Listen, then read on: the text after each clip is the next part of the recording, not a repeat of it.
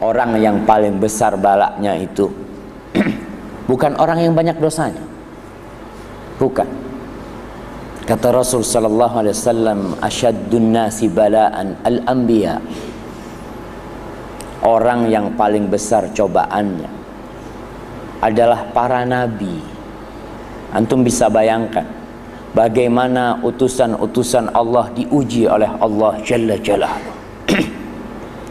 Nabi kita Muhammad sallallahu alaihi wasallam, beliau sholat di Mekah, di depan Ka'bah. Orang-orang kafir tuh habis nyembelih onta, dia taruh kotorannya, isi perutnya atau ari-arinya ditaruh di punggung Rasul sallallahu alaihi wasallam. Adakah di antara kita yang diuji seperti itu?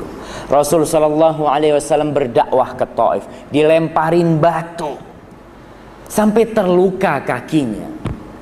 Antum melihat yang namanya Sumayyah. Bagaimana kondisi Sumayyah? Dia hanya demi menegakkan la ilaha illallah ditusuk kemaluannya oleh Abu Jahal sampai dia wafat, meninggal dunia. Antum ingat dengan Khabbab bin Arad. Khabbab bin Arad ini seorang budak yang masuk Islam, yang dia disiksa oleh majikannya, dibakar punggungnya. Dibakar punggung Khabbab bin Arad sampai dia itu tidak mati, api dari punggung tidak padam kecuali ketika kering punggungnya itu. Umar bin Khattab pernah bertanya ketika dia menjadi khalifah, Khabbab, seberapa besar siksaan yang kau dapat dari orang-orang kafir Quraisy? Khabbab bin Arad membuka punggungnya, menunjukkan kepada Umar bin Khattab. Kata Umar, aku tidak pernah melihat punggung seburuk punggungnya Khabbab bin Arad. Ketika menghadapi siksaan yang begitu beratnya, Khabbab bin Arad dan beberapa budak itu mendatangi Rasul sallallahu alaihi wasallam. Tatkala itu Nabi kita Muhammad sallallahu alaihi wasallam bernaung di bawah naungan Ka'bah. Khabbab datang mengatakan, "Ya Rasulullah, ala tastansir lana? Ala tad'u lana ya Rasulullah? Apa engkau tidak mau berdoa buat kita? Meminta pertolongan kepada Allah untuk kita." Kondisi umat Islam benar-benar sangat memprihatinkan. Khabbab meminta Rasul untuk berdoa. Apa kata Rasul sallallahu alaihi wasallam? Laqad kana fi man kana qablakum. Sesungguhnya orang-orang sebelum kalian itu, antara mereka yang menegakkan agama Allah Subhanahu wa taala, ada sebagian di antara mereka yang digergaji kepalanya, ditanam di dalam bumi, fayunsharu, digergaji sampai kepalanya terbelah menjadi dua. Wa ma yaruddu dzalika an dinillah. Dan itu tidak membuat dia berpaling dari agama Allah Jalla Jalaluhu. Wa yumshatu bimishyatin min hadid. Dan sebagian di antara mereka itu disisir dengan sisir dari besi sehingga dagingnya terkelupas dari tulangnya. Wa ma yaruddu dzalika an dinih. Dan itu tidak membuat mereka berpaling dari agama Allah Jalla Jalaluhu. Wa la yutimmanallahu hadzal amr. Allah akan menyempurnakan agama ini hatta yasirar raqib min Son'a ila Hadramut. Allah akan menyempurnakan urusan agama ini sampai seseorang itu bermusafir, bersafar dari Son'a ke Hadramut, dia tidak takut kecuali sama Allah dan takut kepada serigala untuk kambing-kambing yang dia bawa. Kemudian Rasul mengatakan, walakinnakum qaumun tasta'jilun. Tapi kalian orang-orang yang terburu-buru, yang ingin hasil, yang menginginkan nilai secara terburu-buru. Padahal Khabbab sudah dibakar punggungnya, Sumayyah sudah mati, Yasir dibantai, Ammar seperti itu, Bilal bin Rabah. Rasul sallallahu alaihi wasallam ketika melewatin keluarga Ammar bin Yasir disiksa, Nabi kita Muhammad sallallahu alaihi wasallam tidak dapat berbuat apa-apa. Beliau hanya mengatakan, sabran ahla Yasir, fa inna maw'idakumul jannah.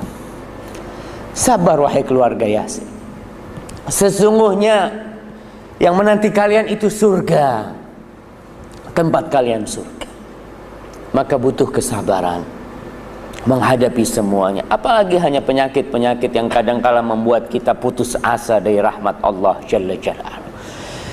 Ingat, Nabi kita mengajarkan kepada kita agar kita melihat ke depan. Keluarga Yasir yang disiksa, dibantai mereka, Nabi mengajarkan agar mereka melihat kepada surga Allah. Melihat kepada surga Allah. Bagaimana surga Allah? Ketika Rasul sallallahu alaihi wasallam berkunjung ke Ummu Ala, subhanallah, beliau mengunjungi sahabat-sahabat wanita yang sakit dan beliau menghibur mereka. Ketika itu Rasul mengatakan, fa inna maradal muslim, sesungguhnya penyakitnya seorang yang muslim, yudhibullah bihi khataya, Allah akan menghapuskan dosa-dosanya, kama tudhibun nar khabathadz dzahabi wal fiddah, sebagaimana Allah membersihkan emas dan perak itu dari campuran-campuran. Ketika emas itu dibakar, akan terpisah antara emas yang pure dengan tembaga, dengan hal-hal yang mengotori emas dan perak itu. Allah ingin membersihkan diri kita dengan penyakit itu. Ma'asyiral muslimin, kadangkala dalam kehidupan ini selain penyakit, kita menghadapi masalah-masalah ya yang menurut kita tidak ada jalan keluarnya. Semua pintu sudah kita coba, buntu. Semua jalan buntu, tertutup semua. Maka ingatlah ketika itu bahwa ada satu pintu yang tidak pernah ditutup, yaitu pintu Allah Jalla Jalaluhu. Ketika antum sudah tidak berhasil berobat ke sana dan ke sini, karena memang yang bisa mengobatin penyakit antum hanya Allah Jalla Jalaluhu. Ketika minta tolong kepada fulan dan alan, ternyata urusan antum tidak bisa diselesaikan, ingatlah, inna ma'al usri yusra. Pasti tatkala Nabi Musa alaihissalam dikejar-kejar oleh Fir'aun bersama bala tentaranya, yang bala tentara Fir'aun dengan persenjataan yang lengkap, sehingga mereka itu sampai ke pantai, ke laut. Kaumnya Nabi Musa mengatakan, inna lamudrakun, sudah kita pasti dibantai dihantam sama tentaranya Fir'aun. Ini contoh-contoh manusia yang tidak berhusnudzon kepada Allah Jalla Jalaluhu. Allah berfirman dalam hadis qudsi, ana inda dhanni abdi bi, aku sesuai dengan prasangka hambaku kepadaku. Aku sesuai dengan prasangka hambaku kepadaku. Ketika kita berhusnudzon kepada Allah, kita yakin Allah akan membantu kita, Allah akan bantu.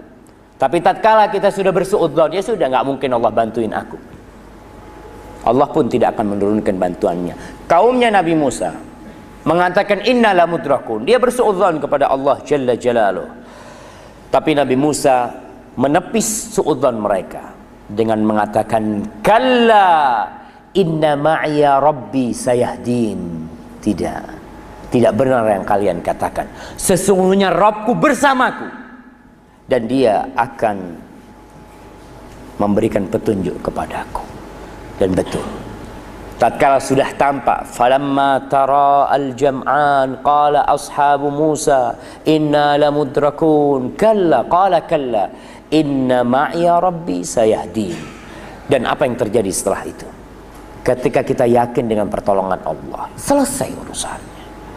Laut menjadi terbelah dan Nabi Musa berjalan dengan aman di lautan itu, menyeberang. Ketika Fir'aun ingin mengejar Musa dan kaumnya melalui jalan-jalan dan lorong-lorong di laut itu hanya keselamatan untuk Nabi Musa alaihissalam.